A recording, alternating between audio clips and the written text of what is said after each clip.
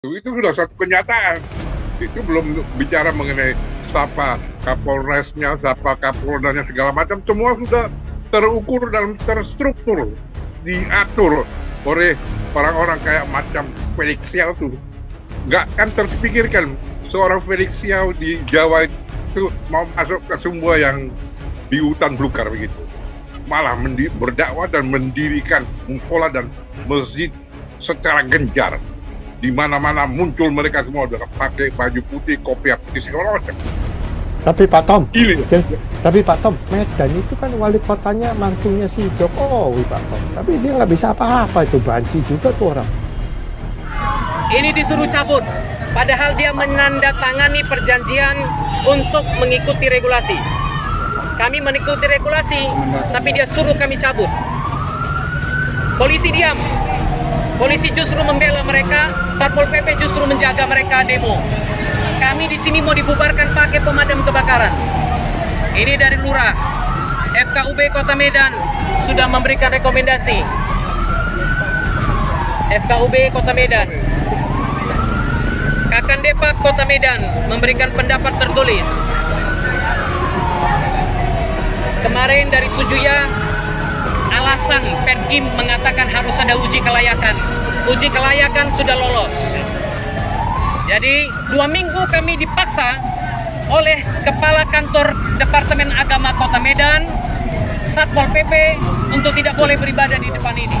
Kalau kami tidak ibadah di depan ini, kemana kami disuruhnya? Ke aula Kemenak. Yang salah Pak Bobi kok yang belum keluarkan rekomen.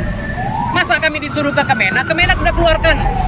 Apa salahnya Pak Bobi tampung kami di dalam? Bukakan pintu gerbangnya, masukkan kami. Ini kan bukan milik Bobi Nasution. Betul. Ini milik rakyat. Iya kan Pak? Tidak pernah loh Pak. 5 bulan kami di macam pengemis di pinggir jalan, tapi kami nggak minta apapun. Siap ibadah, kami bersihkan semuanya. Kami tidak pernah mengganggu ketentraman Pak. Deddy Maurits, Pak Ustadz, mana Pak Ustadz? Ustadz Martono dari awal bersama dengan saya. Kami dituduh menganggap umat Islam intoleran. Bukan, kawan saya Ustadz loh Pak. Saya STT kami kerjasama dengan Universitas Nahdlatul Ulama sejak tahun 2021 atau 2022 yang mengajar Islamologi di kampus kami dari Universitas Nahdlatul Ulama. Bagaimana dibilang kami bisa menghina umat Islam dengan mengatakan begitu?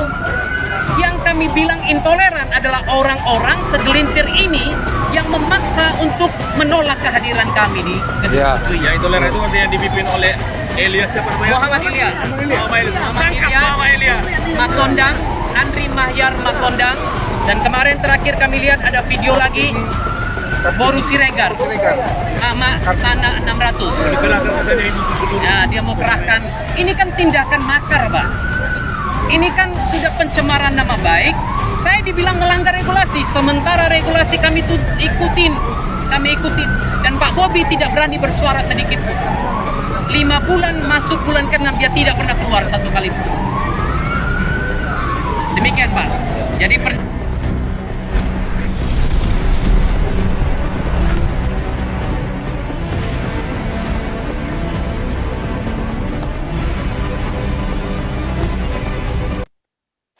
Ini Pak Tom, mau ngomong nggak nih Pak Tom? Ayo. Ya Pak Tom, silakan Pak Tom. Pak Tom, saya buka nih. Ayo Pak Tom. Ya betul. Shalom semuanya. Jadi memang gerakan ini sudah dipelopori oleh Mas Chaplin dan sudah berkembang luas. Misalnya saja di NTT, sekarang sudah masuk ke misalnya Pulau Sumba oleh Felix Xiao dengan organisasi pejuang subuh yang masuk dengan dakwah dan pembangunan musola dan masjid secara masif. Iya, saya Jadi dengar sudah itu. hampir seluruhnya di NTT dan saya yakin pasti mulai daripada Sulawesi Utara, Gorontalo, Poso, sampai Makassar, sampai ke Maluku Utara, Maluku Selatan, sampai Papua, sehingga dari koteka bisa menjadi ustadz berjubah putih. Itu satu kenyataan yang harus kita akui sudah berlangsung secara sukses besar. Jadi perjuangan Pak Kumis itu nggak sia-sia. Sudah berhasil, boleh dikatakan 99% sudah merupakan kenyataan. Karena jangankan di NTT yang masih dianggap ya cuman korban aja, sedangkan Batak Bersatu di Medan yang keluarnya nomor 1 di NKRI, sekarang piara babi di Medan aja nggak bisa. Itu satu kenyataan yang perlu kita akui dan hadapi, dan harus bisa terjun di dalam gerakan-gerakan arus balik yang bisa membendung dan mengalihkan banjir bandang itu menjadi arus balik, supaya bisa dikembalikan ke tempat yang sebenarnya, dan kebebasan untuk baik berserikat, berkumpul, beribadah, dan sebagainya itu tidak menjadi halangan atau gangguan, tapi mesti seperti orang-orang yang beradab gitulah, saling menghormati masing-masing dengan keyakinannya sendiri, melakukan ibadahnya sendiri, tanpa gangguan dari siapapun. Sekarang ini lebih kejam daripada komunis. Semua kalau nggak PKI, ya susah urusannya dulu. Ini terjadi, bukannya jadi PKI, tapi jadi khilafah semuanya ini. Ini satu kenyataan yang kita nggak bisa cuman sekedar minum kopi lalu ngobrol tentang masalah Islam masuk desa, tetapi bagaimana mau bisa kita membendung gerakan ini sedemikian rupa supaya bisa menjadi arus balik. Di Sumba misalnya itu ada seorang ibu-ibu ketua umum daripada Laskar Kristen yang namanya LSWI, Laskar Sandalwood Indonesia. Itu ada merupakan organisasi Sumba for Christ, SFC. Dua organisasi itu betul-betul terjun ke lapangan menghadapi semua urusan ini dan mengusahakan untuk ada gerakan arus balik. Misalnya sebagai contoh konkret, dalam bulan Juni dan bulan Juni ini Gilbert Lumain dan Stephen Tong menjadi duo Kristen yang terjun secara langsung mengadakan KKR bukan di gereja tapi di lapangan terbuka di Subang. Inilah gerakan-gerakan yang perlu dibangkitkan untuk menjadi arus balik untuk membendung kegiatan-kegiatan khilafah. Jadi kalau sampai terjadi khilafah itu berdiri tegak, ya karena memang sudah punya kaki di seluruh wilayah. Itulah kesalahan kita kalau tidak kita berdiri dan menimbulkan gerakan yang bisa menelurkan arus balik seperti yang di Sumba yang dilakukan seorang ibu-ibu. Dia mengorganisir 4 kabupaten, di mana dari 4 bupati di Sumba itu yang semuanya Kristen, sekarang 2 udah Islam. Bagaimana menghadapi keadaan itu? Itu sudah satu kenyataan. Itu belum bicara mengenai siapa Kapolresnya, siapa Kapoldanya, segala macam. Semua sudah terukur dan terstruktur, diatur oleh orang-orang kayak macam Felix Xiao tuh. Nggak kan terpikirkan seorang Felix Xiao di Jawa itu mau masuk ke Sumba yang di hutan belukar begitu. Malah berdakwah dan mendirikan musola dan masjid secara gencar. Di mana-mana muncul mereka semua dengan pakai baju putih, kopiah putih, segala macam.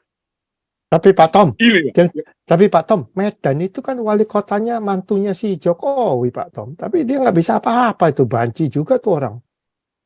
Ya, gubernurnya aja udah terkontaminasi seperti itu, ya terpaksa wali kotanya nurut. Itu kenyataannya.